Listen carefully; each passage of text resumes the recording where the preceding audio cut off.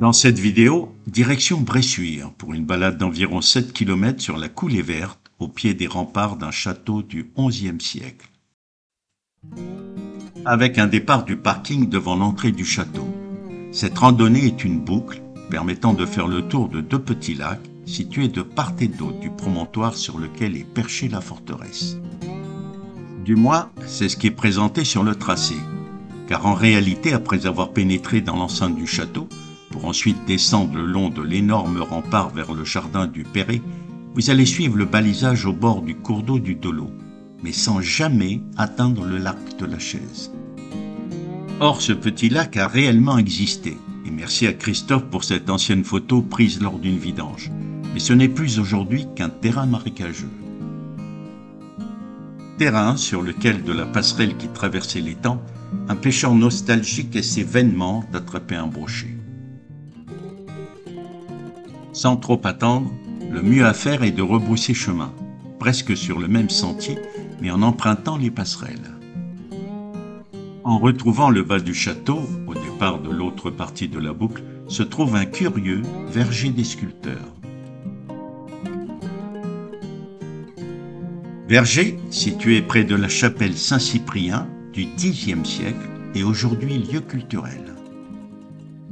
Maintenant, si vous voulez profiter d'une vue panoramique sur le château, n'hésitez pas à monter une centaine de mètres un peu plus haut avant de redescendre ensuite dans le vallon.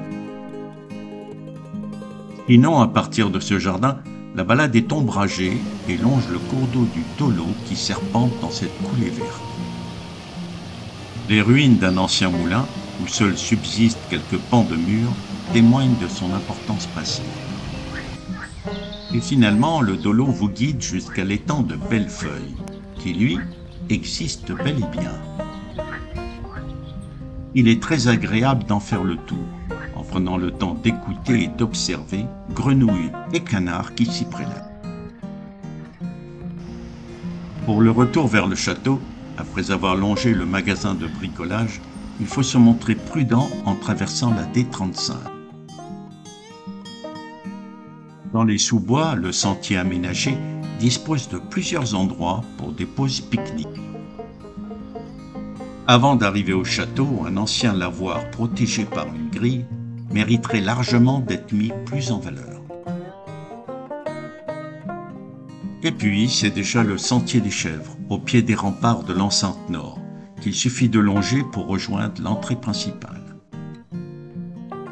Ce château était constitué de deux enceintes principales flanquées de 38 tours.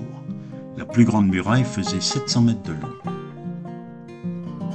S'il vous reste encore du temps, n'hésitez pas à faire le tour de ces remparts qui, dans les années 80, envahis de ronces et d'arbustes, étaient à peine visibles. Ensuite, rentrez dans l'enceinte du château pour découvrir les différents vestiges de sa glorieuse époque, ainsi qu'un superbe jardin aromatique de légumes particuliers et plutôt rares. Vous terminerez dans la cour du logis néo-gothique du XIXe, lequel sert aujourd'hui pour les expositions temporaires. Et derrière cette demeure se trouve une esplanade qui vous permettra d'admirer le paysage comme le font ces personnes, qui se reconnaîtront certainement et à qui j'adresse un grand bonjour. À bientôt pour une nouvelle balade.